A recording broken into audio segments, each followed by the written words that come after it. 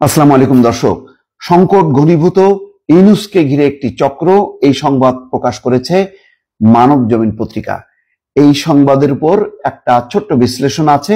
বিশ্লেষণ করার আগে আপনাদের প্রতি অনুরোধ, যারা ভয়েস বাংলার এই প্রতিবেদনগুলো দেখছেন তারা অবশ্যই লাইক, শেয়ার এবং সাবস্ক্রাইব করে আমাদের সঙ্গেই থাকবেন। আসুন আমরা দেখি যে মানব জমিন পত্রিকায় কি বলেছে এবং তার বাইরে কিছু বিশ্লেষণ দর্শক করতে চাই। বলছে, অন্তর্বর্তী সরকার প্রধান ডক্টর মোহাম্মদ ইউনূসের সঙ্গে রাজনৈতিক দলগুলোর ক্রমেই দূরত্ব বেড়েছে, তবে এনসিপির সঙ্গে সম্পর্কের কমতি নেই। দায়িত্বশীল সূত্রগুলো বলছে, গত 4 দিন একটানা চেষ্টা করেও প্রধান উপদেষ্টার সঙ্গে বিএনপি সাক্ষাৎ পেতে ব্যর্থ হয়েছে। গতকালকের কথাও দর্শক জানি, জরুরি সংবাদ সম্মেলনের আগেও বিএনপির পক্ষ থেকে চেষ্টা করা হয়েছে প্রধান উপদেষ্টার সাক্ষাৎ পাওয়ার জন্য, কিন্তু প্রধান উপদেষ্টার দপ্তর কোনো সাড়া দেয়নি। জামাতে ইসলামীর তরফেও বারবার সর্বদলীয় বৈঠকের আহ্বান করা হয়েছে, তাগিদ দেওয়া হয়েছে, কিন্তু কোনো অনুরোধেই তিনি সাড়া দেননি। ওইদিকে বিএনপি এবং জামাতের মধ্যে দূরত্ব কমছে। ইতিমধ্যে 2 দফা বৈঠকের খবর রয়েছে। 26 ফেব্রুয়ারির মধ্যে নির্বাচন অনুষ্ঠানের ব্যাপারে 2 দলের মধ্যে কথাবার্তাও হয়েছে। নির্ভরযোগ্য সূত্র বলছে, প্রফেসর ইউনূসকে ঘিরে রেখেছে একটি অশুভ চক্র। এই চক্রে রয়েছে 7 জন, ভেতরে 4, বাইরে 3।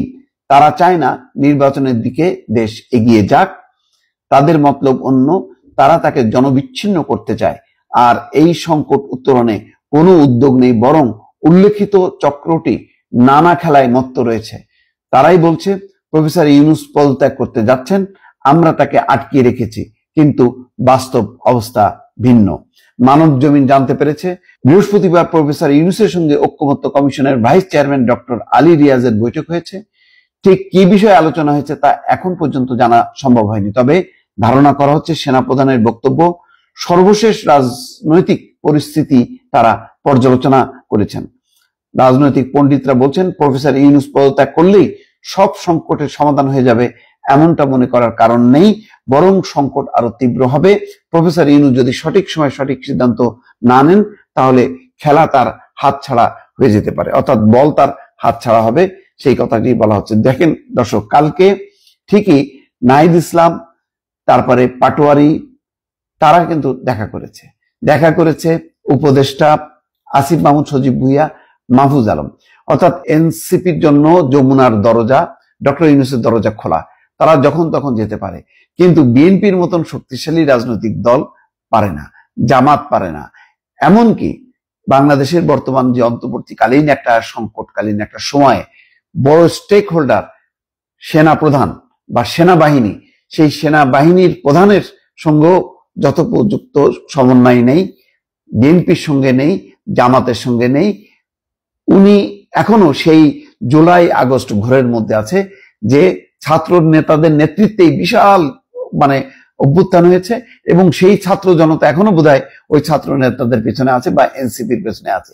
কিন্তু এটা যে কত বড় একটা মিথ, এবং এটা যে একটা কত বড় একটা মিথ্যা প্রচারণা সাম্প্রতিক সময় দেখা গেছে, যেখানে যমুনা ঘিরে বিএনপির একটা ইউনিট, দক্ষিণ বিএনপির একটা ইউনিট ইশাকের নেতৃত্বে যে শোডাউন করলো, তাতে এরকম অসংখ্য ইউনিট, যদি 100টা ইউনিট এনগেজ হতো ঢাকা শহরে, তাহলে পরিস্থিতি কি হতো। বরং আমি বলবো যে বিএনপি অত্যন্ত ধৈর্যের সঙ্গে কিন্তু পরিস্থিতি পর্যবেক্ষণ করছে, বারবার বলছে আমরা সময় দিচ্ছি, আপনি একটা নির্বাচনের সঠিক তারিখের তফসিল ঘোষণা করেন।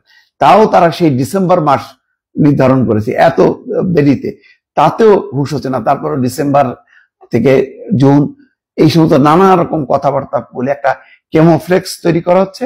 অন্যদিকে সংস্কারের ব্যাপারে কোনো অগ্রগতি নেই, ধারাবাহিকভাবে মিটিং এর পর মিটিং চলছে।